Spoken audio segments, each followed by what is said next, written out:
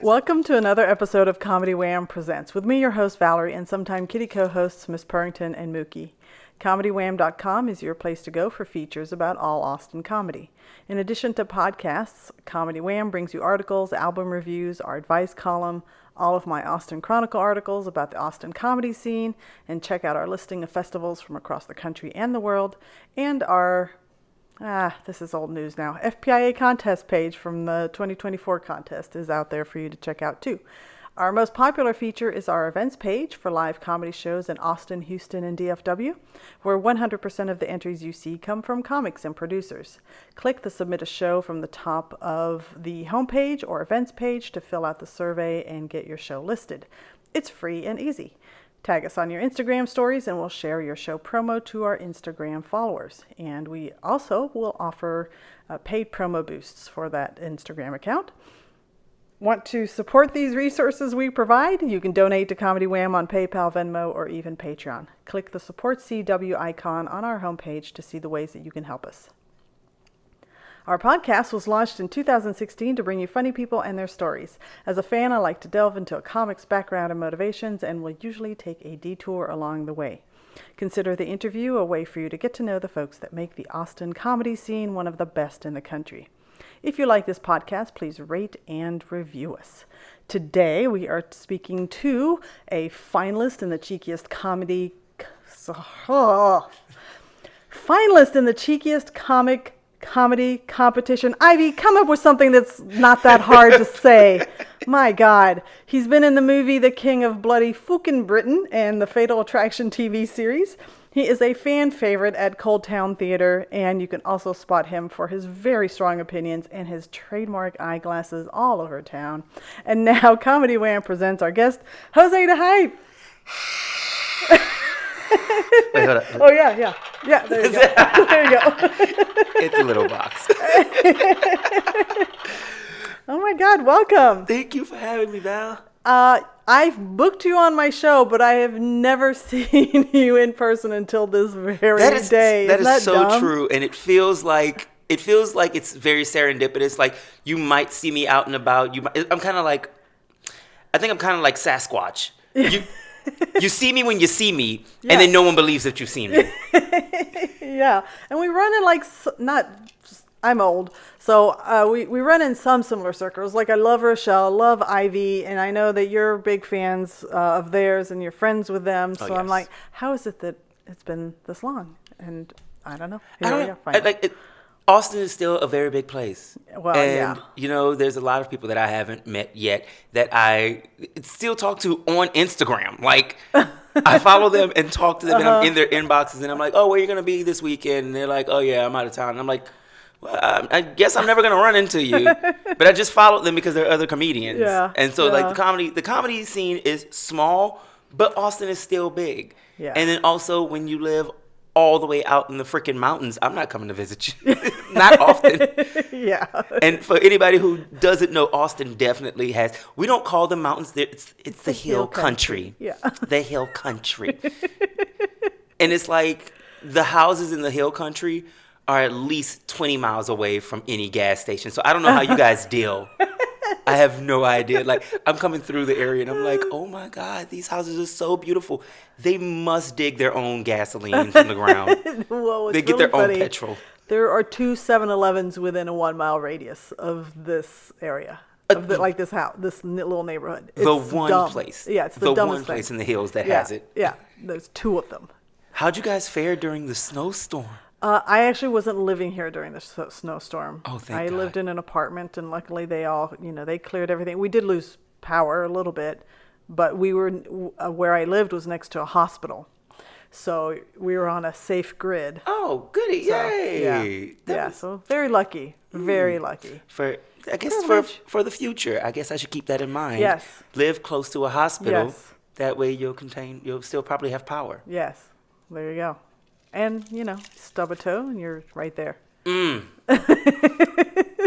I never go to the hospital for stubbing my toe. I barely go to the hospital if I lose a limb. Oh, God. Okay. I can do it myself. These bills are too high. Well, Jose, I have an official icebreaker question, and let's kick off with that. That my question is one word to describe your past. Tumultuous. Tumultuous. Okay. One of the many things that I love about you is when we set this up, you're like, are there any topics I can't talk about? Tell me about that. Okay, so I guess it's because I tout myself as being this woke comedian. You know, I toe the line on a lot of different topics, Yeah. but I get a lot of my style from D.L. Hughley. He's in my top 5. He actually is like my number 2. Wow. And so when I look at D.L. Hughley, and I've studied him, he was the first comedian I ever actually saw live in Jacksonville, Florida. Oh, wow. When I was like 16 years old, and me and my best friend went to go see him. And we were just like, I was flabbergasted. I was like, that is crazy. But I studied him. And in his process, the way that he layers his set is he starts off at the top with goofy shit. Mm-hmm. And then the middle is sandwiched with some hard, heavy, real shit. And then he ends it off with goofy shit again. Okay. And so it's like a serious sandwich with goofy on top and bottom. Uh-huh. And so I began to take that on in my own comedy. Like, you know, I start off with the goofy stuff up top. You know, I'll talk about being gay and everything like that. But then, like, I get into the really heavy stuff in the midst of what I'm talking about. Yeah. And so, yeah, my comedy, it goes into some really heavy stuff, and I'm not afraid to ruffle some feathers, but I do the tiptoe as well. I have to tiptoe around certain, certain lingo. Yeah. You know, I have to use the proper pronouns because I am the woke comedian. You know, I have to, refer to people by their, preferred names. Yeah. You know, I'm not going to go off and say Caitlyn, the previous name, the dead name, Caitlyn Jenner. Yeah. You know, I'm not going to do that. But I'm definitely going to bring up how she ran over people with a car. So, I get to play around with things in that way. So, yeah, my comedy, it goes into those areas. And so I'm afraid if people are like, not afraid, but I'm cautious when people don't give me boundaries. If they don't give me boundaries, I'll fly off the handle, and we'll be sitting here talking about Palestine and Israel right here, right now. Oh God, please don't. See? No. See? Don't. See? Okay, so I booked you on my monthly showcase, and I heard rave reviews about that show. People loved that show, and I rarely get feedback, from on the show. So, what did you think about that show? Because you are so out. And you know that this neighborhood, you probably saw it for the first time, this neighborhood, and you probably have some of that in Atlanta too, where you have really super conservative, very white areas. Oh, yes. We call that Buckhead. Oh, okay. Well, sorry, it used to be Buckhead, but, Buckhead has changed nowadays. Yeah. But, okay, so the show, me and I believe Courtney were sitting there, and we were like, okay, this is extremely white. Yes. This is I partly expected somebody to come out with a monocle and a top hat and just be like, look at the servers doing some comedy for us too. Yeah. The help is funny. That's hilarious. We were really expecting all of that. But they turned out to be way more loose than we had thought. And, of course, going into this area, you see the Make America Great Again signs all over the place. Yeah. And you're just kind of like, all right, let me make sure I bring my knife with me, just in case, and I don't know, maybe that's also some thoughts of my own experiences. I don't know any Make America Great Again people personally. Yeah. But I don't want to get to know them either because they don't sound like a happy bunch. No. But I guess going into the show, we had our own thoughts and we had our own, just reservations. But then soon, I know as soon as I got up there, I came out my shell. I was like, I'm going to just be me. Yeah. I'm just going to talk and I'm just going to have fun. And as long as I'm having fun, that's all that matters. Poo-poo to these people. And sure enough, them seeing me have fun and just being loose about myself, that loosened them up. And it was good that I got to go up early because it loosened them up for all the other comedians that went up afterwards. Yeah, that's awesome. That's awesome to hear. And I do get the sense that they expect confidence. This area expects people, because I've now been doing the show for a year, and the comics that are like unapologetic about who they are and what they have to say tend to resonate. So. Oh yeah.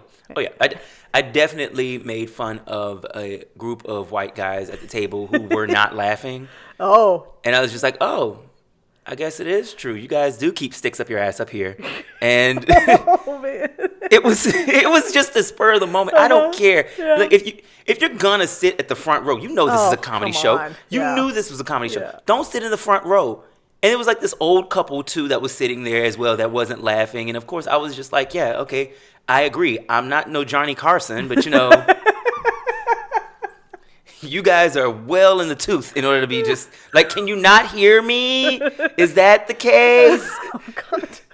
So I think you got probably great feedback because I did the best of clowning them the most. So I was just like, yeah, I'm going to just talk about you and just run you into the dirt. And you're going to laugh at something. Yeah. If it's not yourself, you're going to laugh at me. Yeah. Okay. Did you grow up in Atlanta? No. Okay. Where did you grow up? I was born and raised in New Orleans, Louisiana. Oh, okay. And I've had a long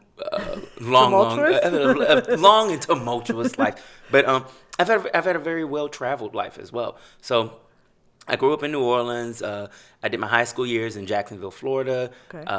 After that, I went into the Army. I lived in upstate New York in Fort Drum. I was deployed to Iraq. Oh, I wow. came back. I got out. I lived in Orlando. I lived in Kissimmee. I lived in Miami. I moved up to Atlanta from Orlando. And then a pandemic literally forced me to be here in Austin. Wow. And I mean, I like to think I'm extremely lucky. Like I am lucky, blessed, whatever you want to call it. Just I always end up in the right places where my arts is taking me. I end up in the place that is perfect for that. So like at the time when I was living in Atlanta, I was just pushing myself to be in more film, more acting, more television. And that's exactly where film and television had already begun to take off. Yeah. So it was like really easy for me to get into those spaces, get into television, get into film, working on sets, working as background, starting off in background, and then meeting people who are working in film. And just, they're like, oh, great, we'll just bring you on over here. Nice. Like, people don't know this about me. I used to work in casting. I worked in background casting, extras casting for Hidden Figures. Oh, wow. So, yes. Yeah. Whoa. I worked in that department. And the funniest thing was, and I don't know if I can say this, but let's just say we were working on another project, and I won't say any names, Okay. but we were working on another project that happened to be about a rapper, and it turned out to not be a great film. But the project, they brought us on because they fired the previous extras casting department because they weren't doing their job. They weren't doing a good job. Oh. And so they brought us in. So that was the first extras casting project that I ever worked on. And while I'm in there, my casting director, she says, hey, I want you to go to the printer room. I want you to print these up.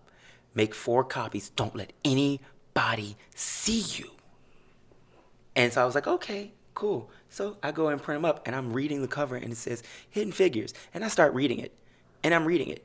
And I get home, and I go to my mom, and I'm like, Mom, I have an Oscar award-winning film that I'm going to be working on. This is crazy. Yeah. And she was like, and mind you, this is definitely before it even reaches the Oscars. It hasn't even been filmed yet. Yeah. I don't even know who's on the cast yet.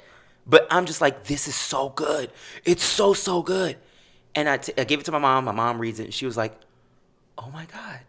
You're going to be working on an Oscar award-winning film. And so literally we go through the process. We do the casting and stuff like that. And, like, of course, you know, at this time we're hearing Janelle Monáe is on the cast. Mm-hmm. Octavia Spencer is on the cast. Taraji P. Henson is on the cast. And I'm like, they're about to win Oscars. And I'm losing it. I have to stop you right there because to me, the most important thing about Hidden Figures is it's a movie about a mathematician. I'm a mathematician. Oh, yeah. So the cast is great. That's fine. But the fact that she was like such a, or I guess the role that Octavia played was like math and statistics background. I'm like, oh my God. Well, all three of them were computers. All of them Yeah, were computers. yeah. And it's so funny because I wanted to read the book. I did. I wanted to read the book before I actually saw the movie. But I ended up just listening to the author on a podcast instead. Oh. And so, so much of that story, it just resonated with me. Not because I love math. I love math as well. I'm sorry. I love listening to other people be excited about math. Yeah. I hate doing it. Don't ask me to touch a multiplication, or if I don't have a calculator in front of me, no, I'm not doing it. Fair. 1 + 1 is equal to 9. I don't know. Okay. I failed talk math after. too many times. But the greatest part in that movie was the emotion that they put toward these women who studied math. And I'm a very big fan of just women in STEM. Yeah. Because God knows the way that women just like have been left out of things, and the way that we just look at it like, oh, from the man's perspective. What is it? Like, what was that? What did I find out? Like, women anatomy just was not actually a thing for years, for eons. It's like only you're about right. 60, 70 years old of like them actually studying women, Yeah. and specifically women anatomy, and like studying like the period. And I was like, that's weird. Yeah. Men just didn't think. Like, also, like, I think it was like 70 years ago, they still thought that women being horny was hysteria. And it was just like, oh, yeah, we should send them to an insane asylum. Oh my God. That's wild. Yeah. That's insane. Who thought? Oh, yeah, that's right. White people. White people were doing that. Yeah. And it was just white men specifically. Yeah. Yeah. Just, and so, I don't know. I see the movie and I look at it and I'm just like, that was a huge step. That was a widely huge step, not for just women, but for black women specifically. And then showing actually, like, now we have these new generation of girls, young girls that saw this movie and they're like, I could make rockets go. Yeah. I could be the next person to put a man on the moon if we ever go back to the moon. I don't know. What do you think happened up there that we haven't sent somebody I back? don't know. We're just like, one time is enough, guys. That's good. Well, there's not enough to exploit. Oh, yeah. Maybe I think that's probably. Yeah. Maybe We they need actually to thought it find was something. cheese. Yeah, maybe. They actually thought it was cheese. Yeah, yeah. I want to ask two questions, and I'm just going to throw them out there, and we'll just see where it goes. Okay. One is the role of comedy in your life growing up, but also you're a veteran. And I'm thinking, okay, being in the military is all about following rules, kind of a removal of your personality to some extent. And that's just, what I understand of the military. So I can't connect Jose to somebody following rules and being very buttoned up. And yeah. I So. once was a robot. Were you? Okay. I was turned into a real boy after I wished on a star. Okay. So, interesting. Tumultuous. Yeah. Yeah. I grew up in a strict household. Okay. My mom was in the military. My mom literally back in 2020 just wrapped up like her 35 years. Oh my gosh. Yeah, so she was in for a very long time. I was not going to do that. My dad is a police officer, was a police officer as well. Okay. So I grew up in a very Wow. strict household Yeah. that structured me to have to obey rules, but I am also ADHD. So I don't follow rules because I have to see a pattern in life. Like, things have to make sense in my mind. And my former best friend would literally have to stop me and said, make it make sense to me in the way that it makes sense to you.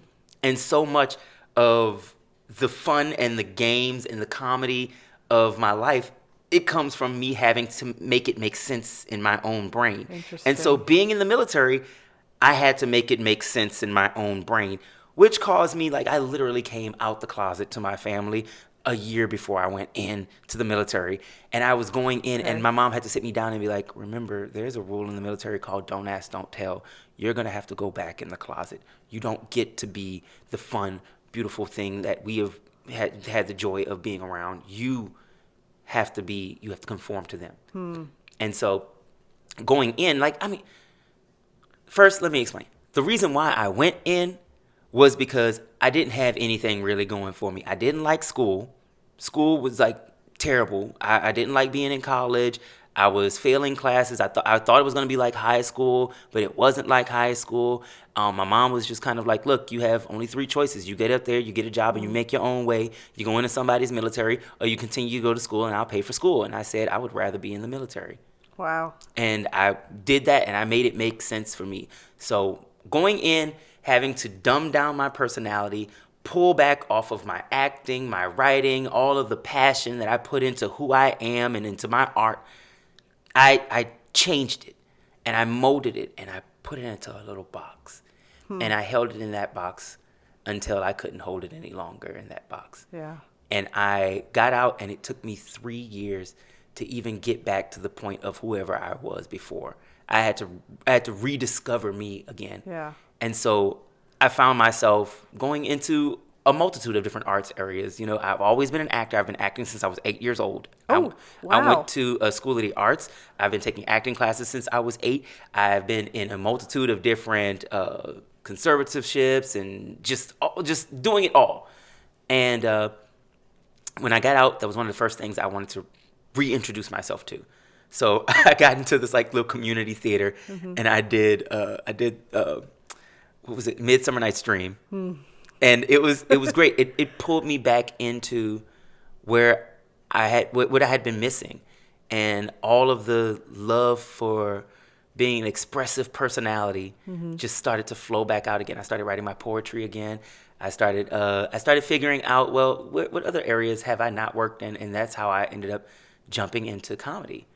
I didn't do my first comedy stand. Okay, I like to tell this story.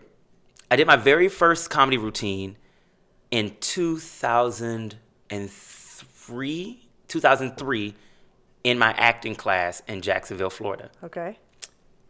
I stole the entire bit from Steve Harvey. No.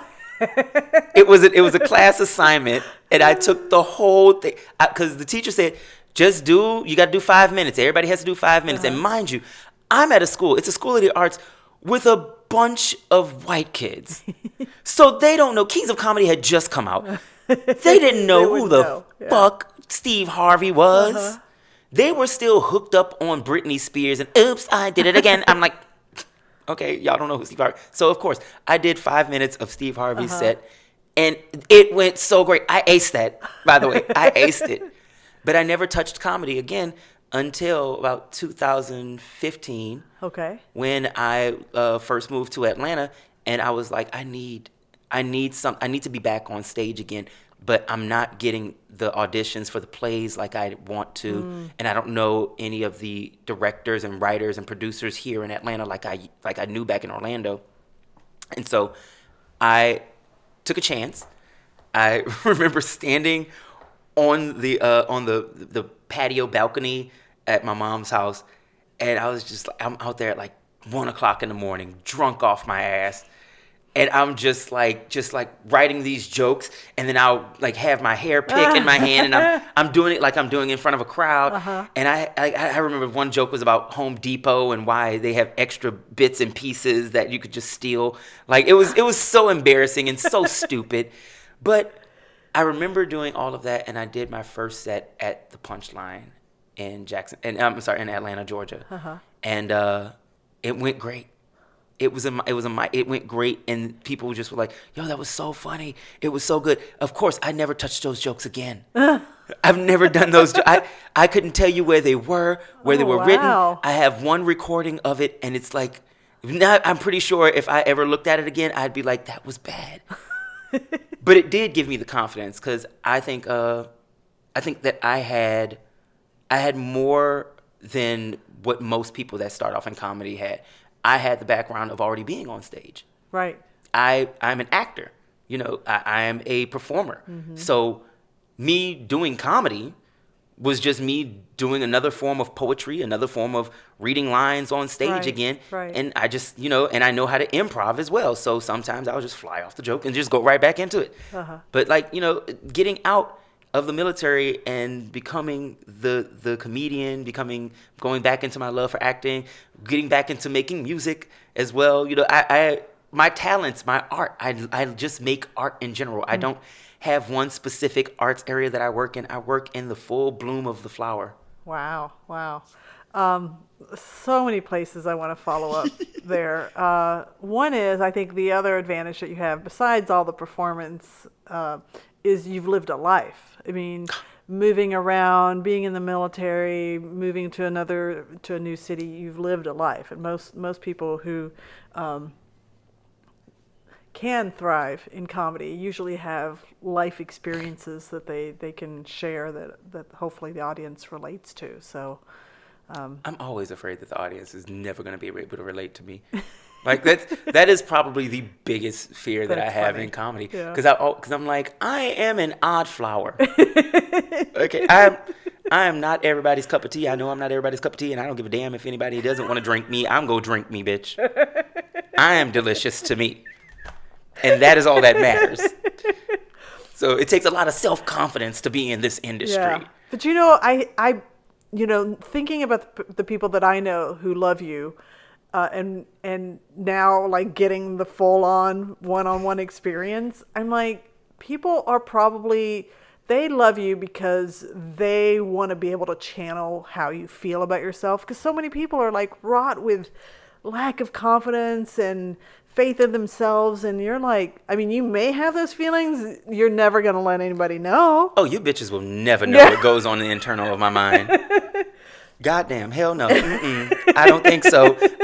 Listen, if there's one thing that I will have, it is going to be the love of myself. Yeah. I have to love me first, because ain't nobody else in this world gonna love me like I love me. And can't nobody else take care of me like I'm gonna take care of me. Now, do I ever be like, bitch, why the hell am I still single? I love me, so somebody else should love me too. But I think to a certain degree, I think being in a relationship, you have to have some kind of desire to be a cult leader.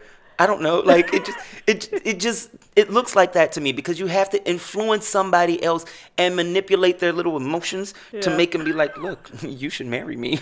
Like, I'm binge watching Love Is Blind, so this is hitting really hard right now.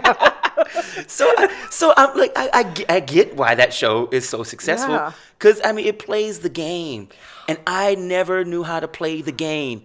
I always have just been like very forward and upfront, and I think that just that comes from me just being blunt with myself. Yeah. You have to be blunt with yourself, and I don't think that people are receptive to just people who are blunt and just straightforward and just don't beat around the bush. In fact, I've had friends of mine be like, do you realize you don't have any tact? And I'm like, yes, I do. They're like, do you think that comes from being in the military? And I'm like, yes, that's exactly where it comes from. Being in a military household and being in the military. Yeah, that's it. You were surrounded by people who are used to not necessarily. I mean, I don't think police officers and people in the military care about tact. Yeah. They're like, we've got to get something done. Say what you mean. And we got to be blunt about it sometimes. So you grew up, taking that lesson to heart. And I want to ask, do you have siblings? Yes. And are they also like? It is how we communicate. It is a say what you mean and just say it. It doesn't have to be pretty.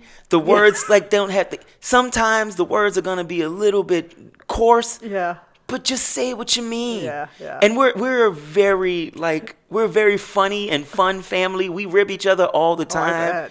And especially growing up in a house full of girls, I'm literally the only masculine male kind of person in the household.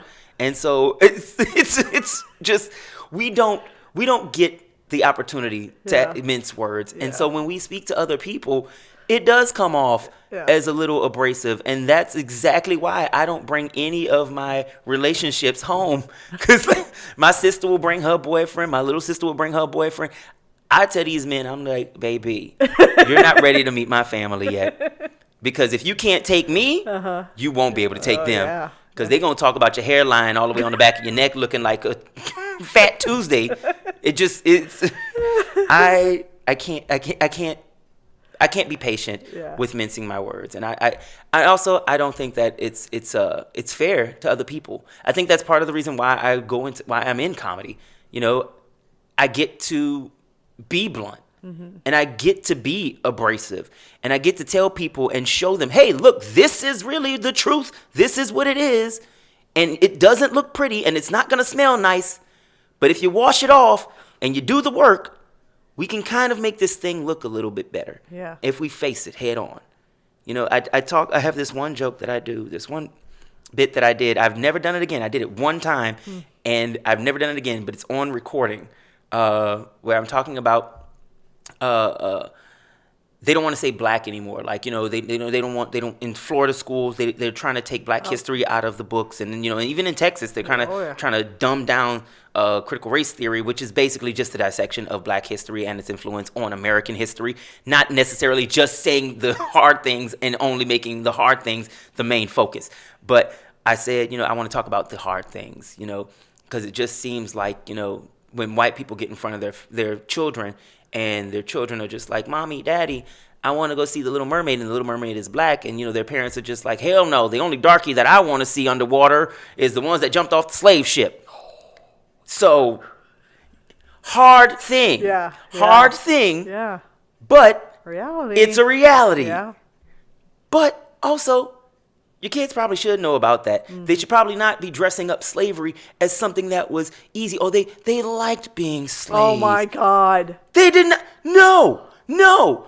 Just because we're under late stage capitalism and we're going to the club and we're dancing and we're having a good time and smiling doesn't mean that we enjoy this late stage capitalistic bullshit. This is a nightmare. Yeah. And the only people who really get to benefit from this nightmare are the people who are immigrants that get to come here willingly and get to actually be like, you know what, this is better than home. Because they had it terrible over there. Yeah. We're having it terrible here. And we're having to deal with, we have such privilege. Yeah. We have so much privilege. And we're seeing that privilege get snipped away bit by bit. Yeah. Bit by bit. And it's like, God, we have nowhere else to go. We're at the top of the echelon, but the top of the echelon is bullshit. It is. There's no way to get richer than rich. We're sitting here. I just read an article the other day. I'm sorry. There's no way to get richer than rich. Just sparked an idea. Like BlackRock and freaking Vanguard, they just reported that they have $11 trillion in assets. Wow. We're living in a capitalistic hellscape. This is terrible. Sorry. Yeah. And now so, I understand why you asked the question. Yes. So again, I am off. Let me redirect us. Yes. Let me redirect us. Yes. Okay, so you said that first time that you did stand up, you've never done those jokes again.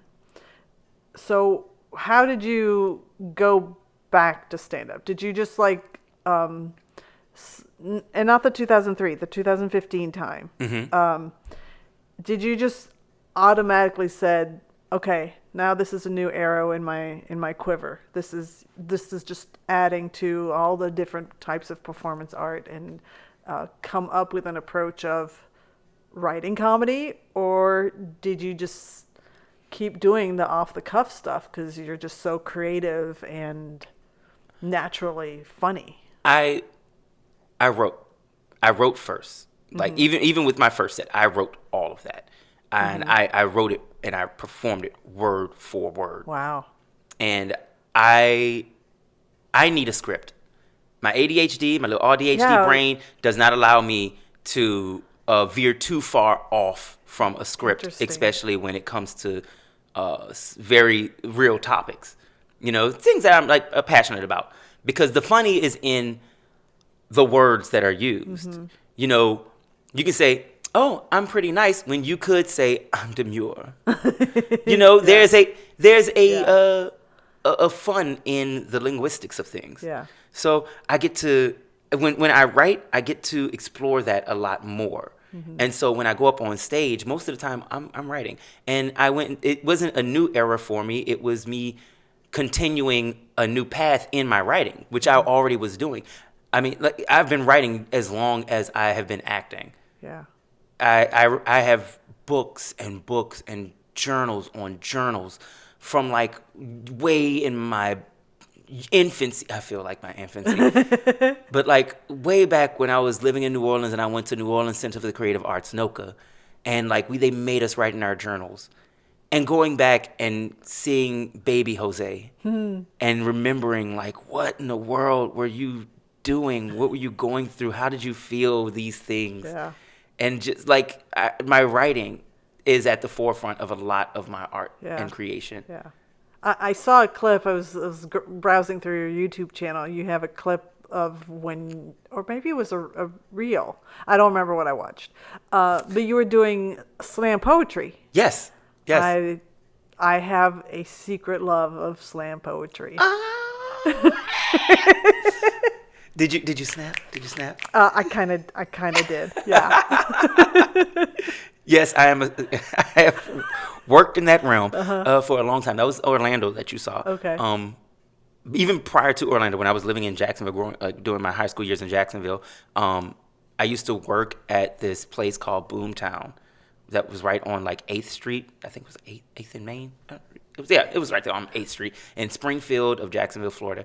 And I mean, this was the speakeasy of speakeasies, like couches that people just found or some kind of donated, and just like hidden doors that you could go through that would get you into the kitchen and into the bedroom area in the back. It was like, It was a real speakeasy, but like this is where I got my chops in like doing spoken word and poetry. Wow, And the very first piece that I ever performed was the very first piece that I ever performed was called The Revolution Televised, which was a play on Gil Scott Heron's The Revolution Will Not Be Televised.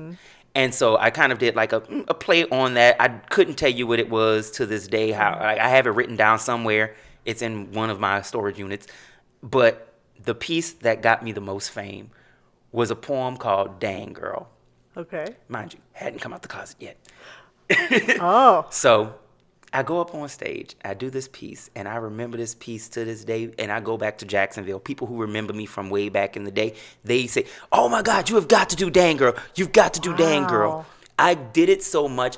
I went to Atlanta, and one of the biggest performances that I've done it was like an audience of 500 people in this place called, what was it called? Oh God. It was in Woodstock, God. Madhouse Live or something like that. It was in Woodstock, Georgia. And I go up there and I did 10 minutes and I was just like, damn it, I ran out of material. Let me just do Dang Girl. So I started incorporating, I've done this piece so many times, I started incorporating it into my stand-up comedy. Interesting. Which is not anything new, because when I was growing up, I used to watch this guy on Comic View that, like, I can't remember what his name is, but he did a poem called I'm in Love with a Crackhead. And it's nothing new. But I was just like, I could do that too. Yeah. I can do poetry in the midst of my comedy. So I take my arts and I pull them together and I put it all together. It's kind of like what Bill Burr does with, not Bill Burr, is it Bill Burnham? Yeah, Burnham. The musician. Yes. Yeah. He uses music with comedy. Yeah. So it's kind of like, I'm not doing anything novel or new. Yeah. But the poetry, slam poetry, I've been doing it for years, and I've always wanted to revisit that and find a new way to incorporate it into my comedy or into my filmmaking. Yeah. Okay. We are, I didn't give you the warning up front, but we're going to do this little intermission card game. Oh, I love that. Where should we begin? These are open-ended questions. Esther Perel, who's like this world-famous psychiatrist. I know who Esther is. Oh, okay. All right. So you're going to point to one of these cards, and I will read that one to you to answer after I answer the one that you don't pick. Okay. So which one are you picking? I'm picking this one. Okay. All right. So I will read that one to you. You read this one to me, and it's a little practice for me too. So you Awesome. can ask me. Okay. Excuse me. The water it's acidic. Oh. What I learned about love from my parents. Oh man. Oh man. Oh, it got hard. Yeah. My parents were married 49 years before my father passed away. Oh my gosh. And I would say at about year 15, they should have divorced. But they didn't. And about year 18, I told my dad that his drinking was really bad. He quit cold turkey the next night. And I think that single decision is why they thrived from year 18 to 49. So what I learned is, man, sometimes you should divorce, but sometimes you realize that one little change, which of course was a big change to stop drinking, can mean that you actually have a happy marriage. Okay. So I don't know. I'm divorced, so Sometimes you should divorce, and sometimes you do. Yeah. Just so I think what I learned is perseverance, and they were all always very silly with each other. So I'm always going to be a silly person. Oh, awesome. There you go. That's what I learned. I'm afraid for my question, Oh baby. man, you know what? I have a feeling that we'll see I think I know where this is going to go. All right, Okay, that's the girl. Jose, a conversation I wish I could have again. A conversation I wish I could. Oh, this is not so much as a conversation, I guess you can say, but it would be a conversation. But if I could go back to baby Jose days when I was at NOCA, so I had this teacher named Mr. Frizzell. Fuck you, Mr. Frizzell. We in the dance room, or the room that we had at the school. This school had just been built. We were literally the first class to inhabit this school. And so they had a brand new dance room with brand new Marley on the floor. Marley is this material that dancers dance on. And it's just like this, it's this grippy kind of rubbery kind of material, right?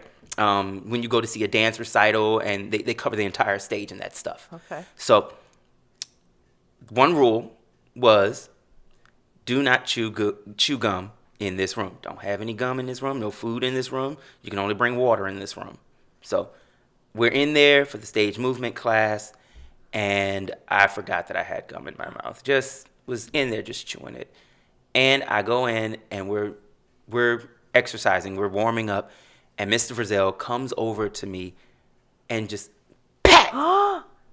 slaps the taste out of my mouth and says, "Is that gum in your mouth? Go spit it out right now." And baby Jose, being the good and silent kid that I was, I just walked over, I threw the gum out, and I just cried silently. And all those kids in that class, nobody said anything about it afterwards. Except for one person. There was one person, Graham Bell. I'll never forget Graham. Me and Graham were in a play together back when it was the play was called Bugsy Malone. And he was the only one that came up and he said, "He slapped you." And I said, "Yeah." And that was it. And that was it. And I carried that with me. I think this might be the third time I've ever told that story. Wow. I don't think I've ever told my mom that story. But if I could go back, I would definitely have stood up, made my point known. Like, you don't get to lay your hands on me. You don't get to like, this is my body. And even if I did break a rule, that doesn't give you the right to abuse me. Right. And I think that comes from, growing up in an abusive household and just thinking that was normal, that was acceptable. Yeah. And it wasn't. And so I would go back and I definitely would be like, "Mr. Frizzell, you touch me again, I'm going to chop off your dick." I wish I could have scared him. I really wish I could have. At least get him fired. I mean, you can't do that. I didn't know. I could have sued the fuck out of that school. Oh, I would have got so much money. I didn't know I had to. See, that's the fucked up thing about abuse. Yeah. Abuse, like especially if you grow up being abused, you think that it's normal for anybody else to just abuse you. And I could have got so much money. Do y'all understand? I could have been like one of them kids that Michael Jackson touched, rich. I'd have been so fucking rich. The school board would have had to put me under the floorboards. I'm just saying. You mentioned earlier that you moved to Austin during the pandemic. Yes. I mean, Atlanta, I guess I know that we inherited Lisa Smith from Atlanta. Yes.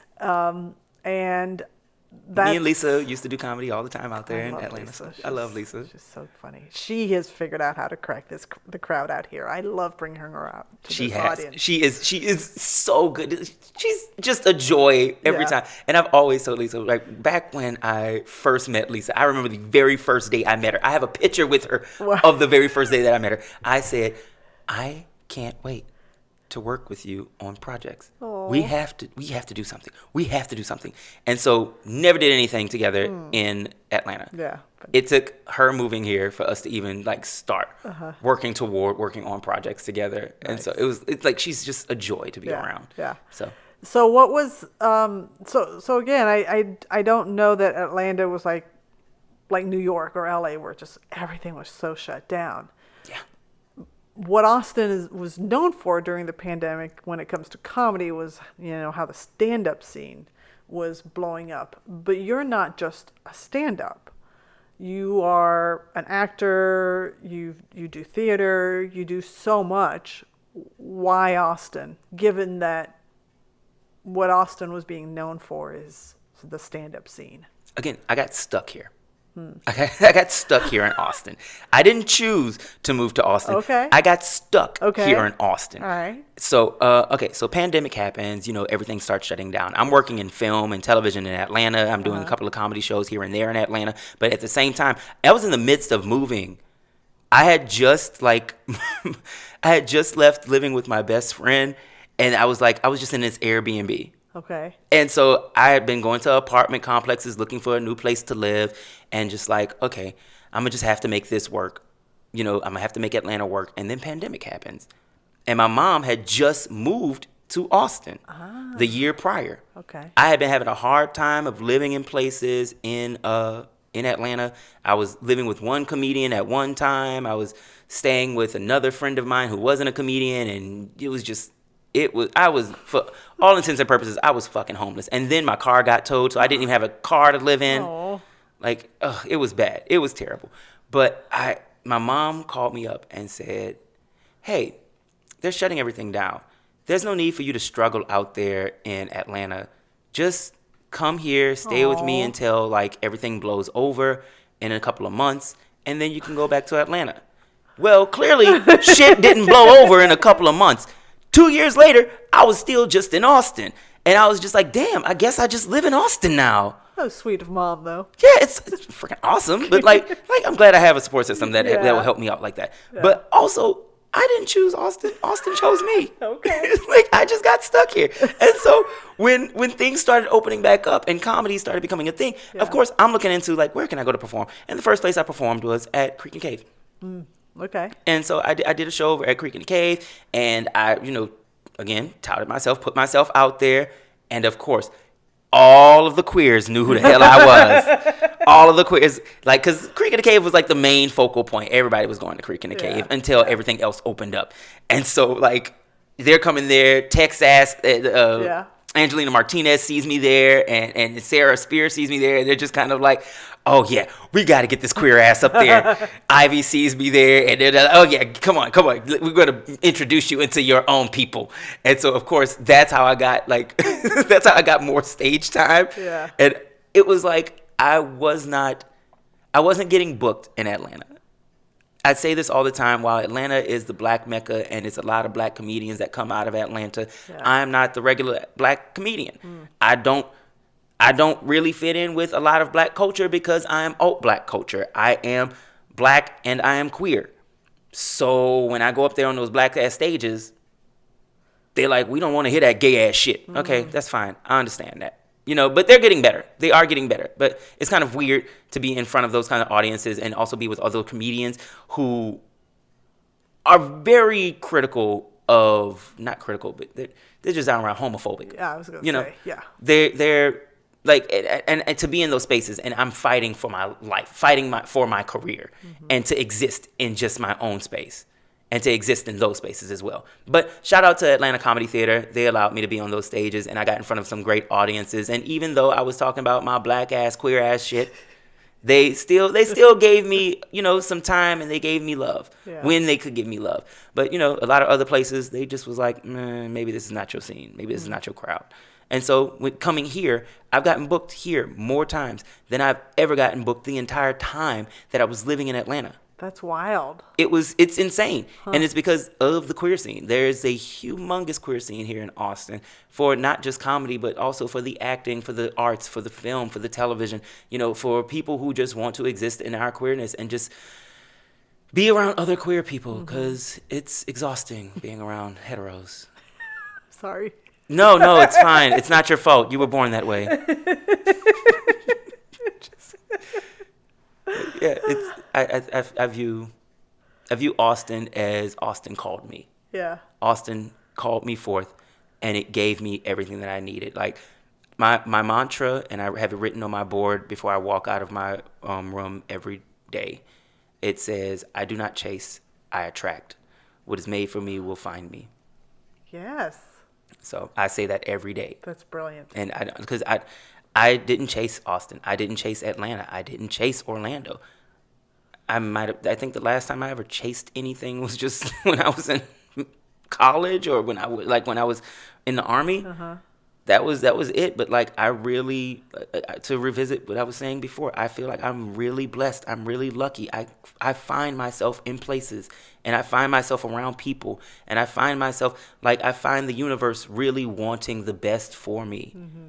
And I'm grateful for that kind of life. I'm grateful to be that kind of blessed. I don't know if I'd be able to experience that living anywhere else in the world. But I feel like even if I did move to Europe or if I decided to go and live off the land in Nicaragua, I would still find whatever my heart's desires to come to me because I think the universe is looking out for me. I think the universe is looking out for everyone who has gentility and positivity and genuinely wants to make people happy. Yeah. If your goal is to make people happy, to bring joy, I think the universe will make way for you to do that. And it's important that you recognize it too. You have to recognize it because you have to be grateful for it. Yeah. Because if you aren't grateful, the universe is not going to give it back. Right. The universe is going to be like, you just took that for advantage, bitch. All right, let me take my funky ass gifts back. Nobody will ever see your fucking comedy. A few weeks, I think it was just a few weeks ago, you arranged the second roast of Jose Hype. Yes. Okay. The second annual roast of Jose the Hype. So the first roast was not supposed to be an annual thing. I just thought I want to have a roast for my birthday, and I told my friend Shawnee, I said, hey, I really want to have a roast for my birthday, but also like. I don't want to produce it myself. I think that it's really weird to produce your own roast. Yeah. I changed my mind about that for the second year. But I told her and I was like, you know what? Never mind. I don't want to do a roast for my birthday. We're gonna have like a little dinner. And so she planned this dinner, and it was a cannabis infused dinner party with a bunch of her friends and my friends and a few other family members that came through. And so they had non-cannabis options for the non-cannabis users because I did not want to see my mama high. She was there. I did not want to see my mom. I said, you get the sober version. But it was some tacos. It was Mexican dishes. And so nobody in the building was Mexican. There was nobody in the building Mexican. Everybody was black. But we made Mexican food because we're in Texas, North Mexico. So she planned a roast without my knowledge. Oh. This was supposed to just be a cannabis-infused dinner for her, but she was like, oh, he didn't know that this was supposed to be his surprise party. And we're doing a roast as well. So she hired some comedians that I knew on the scene. Lando was there. Oh my God. Daniel was there. Daniel West was there. Like it was so surprising and shocking. And so it was my roast. And I was just like, this is great. I love this. And my mom heard so many jokes about me being gay and dick jokes and sucking dick. And I was like, my mom is here. You guys just really embarrassed me in front of my mom like that. That is wild. This is insane. My older sister didn't know how many dicks I sucked. Y'all didn't have to tell her that. And why do y'all know how many dicks I sucked? Why are you keeping count? I haven't. So it was a lot of that. But after that, like when it got to this year, I said I wanted to, the goal was not just to have a roast, but I wanted to share a love of things that I enjoy doing with friends. So it was invite only. Like you literally, now I printed out 500 invitations and I invited whoever wanted to come. Okay. And so I left invitations on people's cars. I left invitations on apartment doors, random ass people. So if they show up, they just show up and like it's a soiree. You know, you pay for your reservation, you pay for your seat, and you got food. I cooked all the food. Oh my gosh. Every last thing that I had there, and it was little hors d'oeuvre pieces. You know, I had roasted was the theme of all the food. So roasted Brussels sprouts with a balsamic vinegar roe. I made a roasted chicken on a bed of greens with a mint balsamic vinaigrette. Wow. I did a roasted chicken on a sweet potato and roasted garlic puree. Oh my God, I'm getting hungry. I cooks. I cook cooks. So when people got there, friends, people who know me, got there, and they were like, "Oh my God, you cooked this?" And I was like, "Yes, I literally cooked." Like I like hours before the show started, Yes. I'm in the kitchen cooking, whipping it up. I had been preparing for like the entire week. So cooking is what I love to do. Cooking is a part of my love language, and so. Like I said, the theme, the idea behind the roast was I wanted to share the love of what I love to do. I wanted to share the comedy with people that I love. I wanted to share the theater space with the people that I love and that love me. And I want to share my love of cooking, food. The best thing that I think I can give to people that really enjoy being around me is cooking. I grew up cooking. I learned how to cook from my grandmother, and I'm always in the kitchen cooking with my mom. Always have been. The kitchen is literally our family, like family and extended family, like aunts, uncles. The kitchen has always been our communication space, our commune space. We live life around food, and we communicate and we express ourselves and we understand each other, and we have fights and we argue in the kitchen. Yeah. It was the space of our life. And so of course I would want to share a part of that with comedians. So the second roast wasn't so much centered around the roast piece. It was about communing with people, and also a bunch of people that got those flyers on their cars and on their apartment doors. They showed up. Wow. They actually showed up. That's amazing. And like I think I still have an invitation in the car, and you should probably see it, because I went all out for this motherfucker. Yeah. Like when you look at this invitation, you're gonna be like, oh my. No, what? Like you had to dress up for this shit? Well, I will tell you that because part of my job when I'm preparing for these interviews is I stalk your Instagram account, and I was jealous. I'm like, oh my God, this looked like such a cool party. But now that you've layered on like the food component and your love of cooking on it, I'm like extra jealous. So I want to put commitment. Ask Ivy. I'm telling you. Ask Ivy. Ask Sarah. I don't want to be more jealous that I missed this. Oh, when they tell you. Listen, I'm not going to toot my own horn, but beep, beep, mooyah. I'm just saying, third annual, I want to hear that I will be invited. You will be invited. Okay. And I am inviting you right now. Okay. But just know. Okay. You will have to have your invitation in hand. I think I'm going to stick with that theme. I told everybody, I said, this is an invitation. You have to register online, but this is the invitation, and you need to bring your invitation to the door. Like the whole theme, I wanted it to be very Great Gatsby. Yeah, that's the vibe I'm getting. I wanted it to feel. I love old Hollywood, and I feel like I never got to experience old Hollywood. I've always looked at it on television, and I always looked at it and I was like, ain't no black people there. There was never any black people at this old Hollywood thing, and so I was like, I'm gonna create black queer spaces for old Hollywood. I want to be that, and so I want people to enjoy that with me too. You know, like we are the new Hollywood, bitch, and it doesn't have to be in Hollywood. Yeah, we can create a Hollywood wherever we go. Right. I'm the celebrity, okay? Yes. Again, that's that confidence. In the words of Little Richard, bitch, I'm not conceited. I'm convinced. Oh, my God. This is so fabulous. I literally don't want this to end. But it must. Yeah, sadly, at some point. Is there anything that we haven't talked about? Actually, I've never gotten to talk to Ivy about the cheekiest comic. And that whole experience. I know that she put a lot of effort into pulling that off the ground, and you made it to the finalists. And I didn't know many of the names. I knew your name, and I'm like, oh, how could Jose not win? Listen. If I had been beaten by anybody else, I would probably question like my place in comedy. But Maddie is a powerhouse. I had Maddie on my roast, and Maddie was the best comedian next to me. Maddie still beat me out because I was sloshed by the end of the night, and I just fucked up my entire set. I have it recorded and everything. But Maddie, when I tell you, Maddie absolutely blew it out of the water.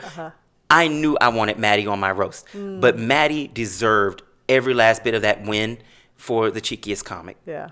He deserved it. And then Maddie, they deserved it. Gotta use the proper pronouns. They deserved it. And then when we both were on the LOL LGBT LOL festival in New Orleans, and once again, Maddie just blew it out of the water. And it was that point. That's what made me say, "Oh, I want Maddie to be on my roast." Because Maddie is just that, it's so well formulated in the way that they set up their jokes. Interesting. Maddie did a joke I can't wait to post this online. Maddie did a joke during my roast where they set it up and they did a callback and they did the rules of three. If you're a comedian and you're a writer and you know how to set up a joke, set up punchline, but then you also do the nuances of callbacks and using the rules of three, like repeating something 3 times, and that's what makes it funny. Yeah. He did that in a roast. You didn't have to do that. You could have come up here and you could have talked about anything, but you did all of that. It was genius. I was like, you really took the time and put in the effort to actually do a good job at my roast.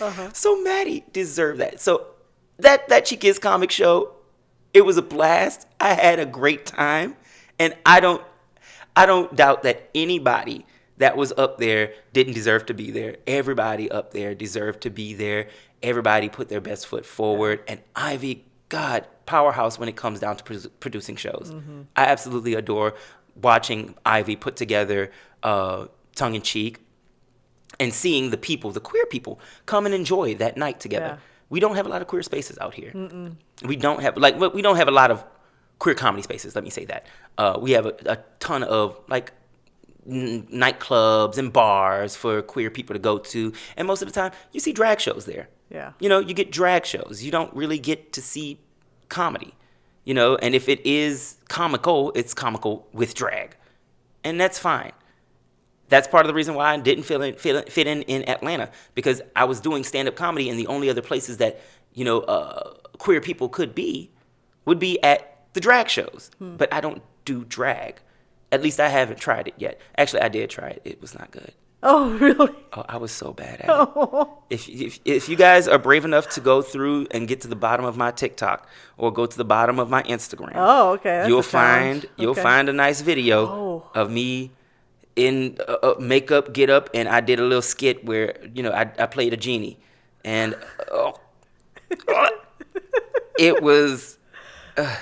I looked bad. That's all I can say. But you tried. I did try. You But tried. yeah, tongue in cheek, and Ivy and all of the queer people out here. I love being around my people, and I love seeing us build community in that way.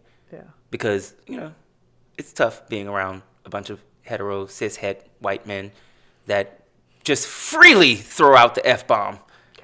Just willy-nilly. That's one thing. I'm pretty sure your listeners are of the people who would definitely be at the queer shows. I'm pretty sure. Yeah. Like, you know your audience. Yes. But I have no qualms that the people who are at Joe Rogan's shows are Yes. listening to your show. So they're not surprised when they hear that straight white men are out here throwing out F-bombs in Austin, Texas. It's everywhere, honey. Yeah. They're on the stage.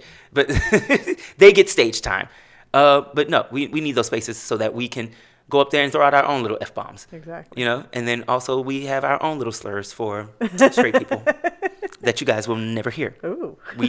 We talk about you behind your backs. Never to your fronts. Because the front Well is done. ugly. Just, okay. Sorry, I'm being sassy for no good Yes, reason. You are. No, because you deserved it to be. You've earned your place. Earned your place. Okay. Anything else? Anything coming up that you want? Yes. I guess. Well, okay. Let me change the way I ask that, because Okay. I am going to ask you to tell me to to promote all of your stuff. I'm thinking like big picture Big picture. type stuff. Are we getting to keep you in Austin for a while? You get to keep me in Austin for a while. Okay. I'm currently planning my North American tour. Oh, exciting! I will be I'm going to be doing 20 cities next year. Wow, that's a lot. That is a lot. Self-produced. Yeah, self-produced, okay. self-funded. Yeah, that's big. But it's just, it's going to be small scale, doing bars, theaters, things like that. Yeah. I'm not going to exhaust myself trying to get 20,000 people to fill up a space. I'm Yeah. not doing that. That's not me anyways yet. Yeah. I'm not that famous. But I'm going to be touring with other artists as well. I have my Veterans Day show that's coming up. I'm going to be hosting a Veterans Day show over at the VFW in North Austin. Okay. If anybody wants to come to that, you can hit me up on Instagram, and you can get information on that. Let's see. That's going to be on November 9th. I know that's not Veterans Day. But my co-producer is going to be out of town, so we have to do it on the weekend. But normally during that time frame on Veterans Day, we'll actually get a bus, and we'll get a bunch of veterans together, and we'll bus around to all of the food places that are giving us free food. Oh, nice. Oh, yeah. Listen, if there's any day that you see veterans being fat, it's Veterans Day. It's the biggest fat day that we have. We go out there because, Applebee's give us free food. Chili's give us free food.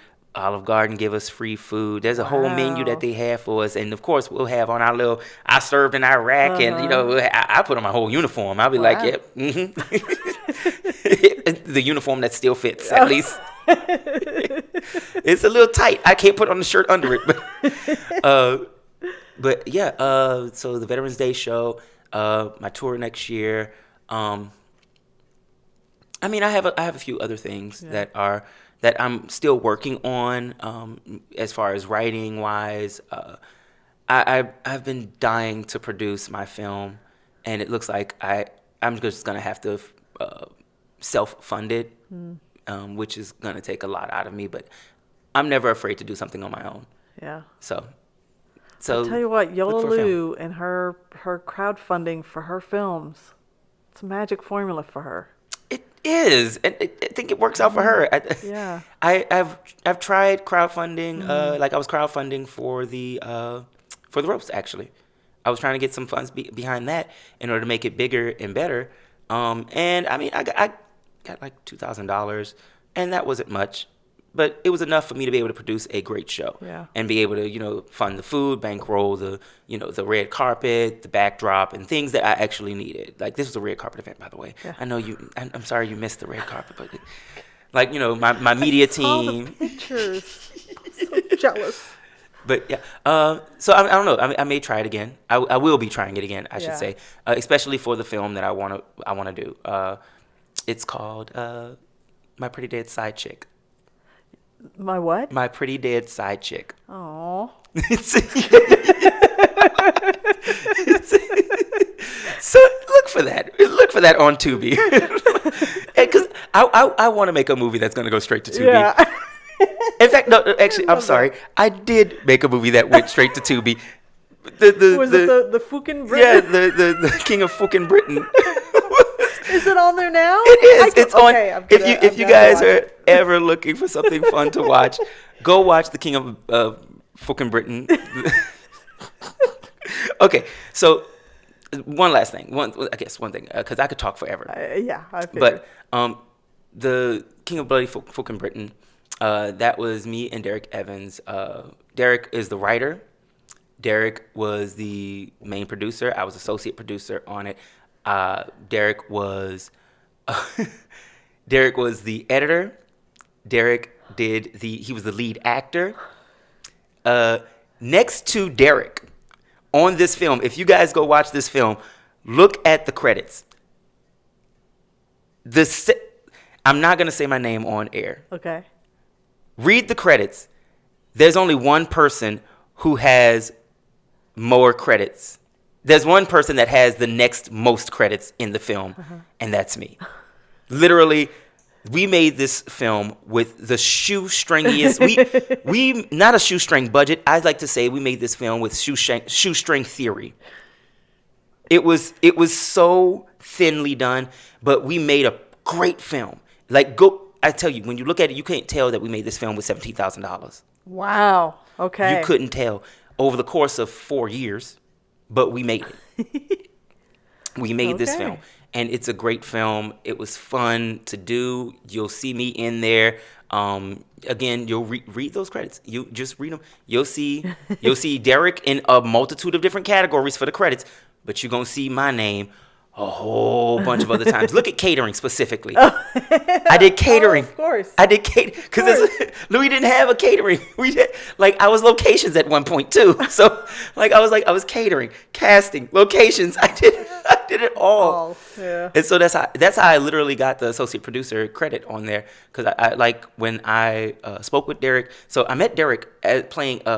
We were day players on I think it was. What was it? What was the film? It wasn't a film. Yes, it was. No, it was a TV show. *Halt and Catch Fire*.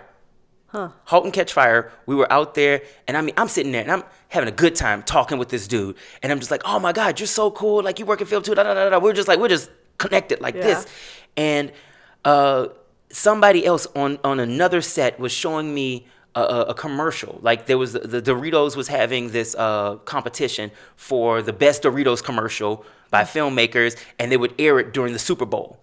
And so somebody shows me this commercial on their phone, and I'm like, that is so cool. Oh my God. I like, who made this? And they're like, oh, this guy named Derek Evans. And mind you, it's like 2 years after this. And I'm like, Derek Evans, why does that name sound so familiar? And then I'm on Facebook, and I'm scrolling through, and I see this trailer, like not a trailer, but like a teaser for this film called The King of Bloody Fucking Britain. And he said, written, directed by Derek Evans. I'm like, I know that name. So I was like, I scrolled through my phone, come to find out I have Derek's number in my phone. I call him immediately. And I'm like, hey, I want him to help you make this film. Do you have any other roles? And he was just like, I have one role. And I need a clerk for a cashier at the gas station. And so I had one little line before I got shot dead. Oh. So it was enough. But that day I asked him, I was like, what else do you need? Anything that you need, I'll help you find it. But if I help you find it, I need producer credit. And he was like, got it. I need 3 locations. I need this. I need casting. Da, da, da, da. Cool. Got it. A week later, I got it all. Wow. I had it all. And he was just like, oh shit, like you actually did that. You actually made it happen, and for free.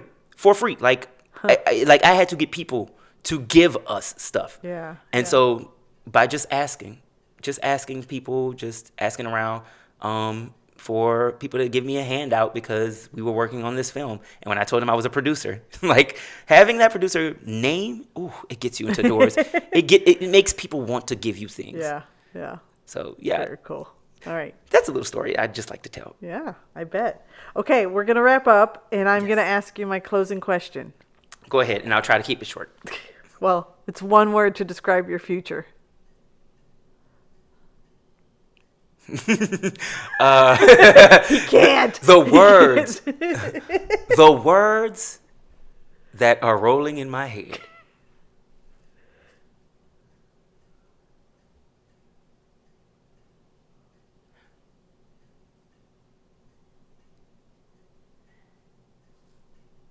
Bigger. Yeah. I'm sorry. I know that was a long silence, but I really did have to think about that. That's funny because you're so off the cuff, like just whatever I have to say, I think I'm going to say it. That was really fascinating. Yeah. To actually watch you stop and reflect. That is a practice, by the way. That is a practice. I don't ever do that. Like, well, not ever do that, but I didn't always do Yeah. that. I learned a long time ago. One, you can't say everything that comes to mind. But I also learned you should say everything that comes to mind because when you're on stage, that's fun. Yeah, yeah. But also just sometimes things warrant some thought and some reflection. Yeah. Okay. Amazing. Sadly, that is a wrap on Comedy Wham Presents Jose the Hype. Jose, tell us where we can find you on social media and promote your upcoming projects. You can go to my Instagram page. It is Jose _da hype, HYPE. So Jose the Hype with underscores between each word. You can find me on my TikTok as well. That is also Jose the Hype, but it's only one underscore between Jose and the Hype. And you can find me on Spotify. I have a song that I released on Spotify called Place to Live. It is hilarious. Okay. If I say so myself. Oh yeah, I'm going to be doing that music video starting in January, actually. Oh, fun. As well as all of my social medias are pretty much Jose the Hype. Just Google me. You can find all of that there. YouTube as well, Jose the Hype. Watch some of my YouTube videos. You'll catch me on the road. Usually I'll go do some shows with Carter Anderson. I don't know if anybody who knows Carter, you know. But yeah. So I think that's about it. Okay. I never really ever remember everywhere, and then I leave and I'm like, oh fuck, I should have told him to go there. Well, don't worry, because we put out a little article at when we released the episode. So yeah. We hope you've enjoyed learning about how Jose got to be the comedic genius you heard today just as much as I have. This has been Comedy Wham Presents Jose the Hype. I'm Valerie, and that's been funny. Thank you so much, Jose. Thank you.